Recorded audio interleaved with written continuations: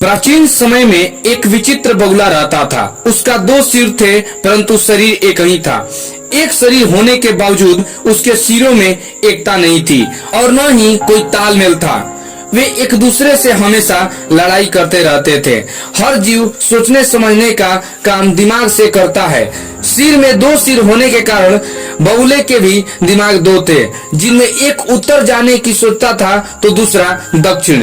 फल यह होता था कि टांगे एक कदम उत्तर की ओर तो एक कदम दक्षिण की ओर जाती थी। बगुला स्वयं को वहीं खड़ा पाता था। बगुला का जीवन दो सिर के बीच बंद कर रह गई थी। एक दिन बगुला भोजन की तलाश में नदी तट पर घूम रहा था। एक सिर को नीचे गिरा एक फल नजर आया। उसने चोंच मारकर उसे चख कर देखा। वाह, ऐसा स्वादिष्ट फल तो मैंने आज तक कभी नहीं खाया। भगवान ने दुनिया में क्या क्या चीजें बनाई हैं। अच्छा, जरा मैं भी चख कर देखूं। कहकर दूसरे सिर ने अपनी चोंच उस फल की ओर बढ़ाई ही थी कि पहले सिर ने झटकार कर दूसरे सिर को दूर फेंका और बोला, अपनी गंदी चोंच को इस फल से दूर ही रख। यह फल मैंने देखा है और इसे मैं ही खाऊंगा। दूसरे सिर ने कहा, अरे हम दोनों एक ही शरीर के दो भाग हैं। खाने पीने की चीजें तो हमें बांट कर खानी चाहिए।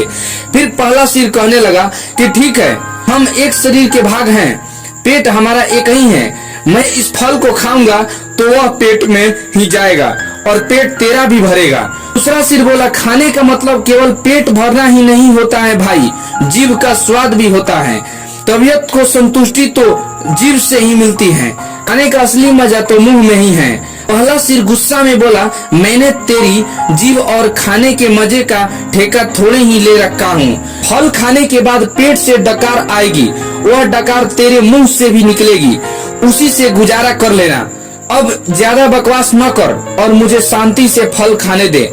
ऐसा कहकर पहला सिर चटकारे लेकर फल खाने लगा। इस घटना के बाद दूसरे सिर ने बदला लेने की ठान ली और मौके की तलाश में रहने लगा। कुछ दिन बाद फिर बगुला भोजन की तलाश में घूम रहा था। दूसरे सिर की नजर एक फल पर पड़ी। उसे जिस चीज की तलाश थी वह मिल गई थी। दूसरा सिर उस फल पर चोंच मारने ही जा रहा था कि पहले सिर ने चीख कर चेतावनी दी, अरे अरे भाई, इस फल को मत खाना। क्या तुझे पता नहीं है कि यह विषैला फल है, इसे खाने से मृत्यु भी हो सकती है।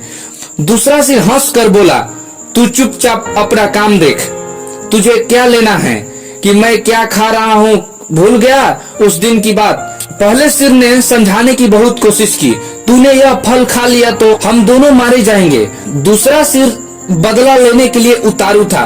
बोला, मैंने तेरे मरने जीने का ठेका थोड़े ही ले रखा हूँ।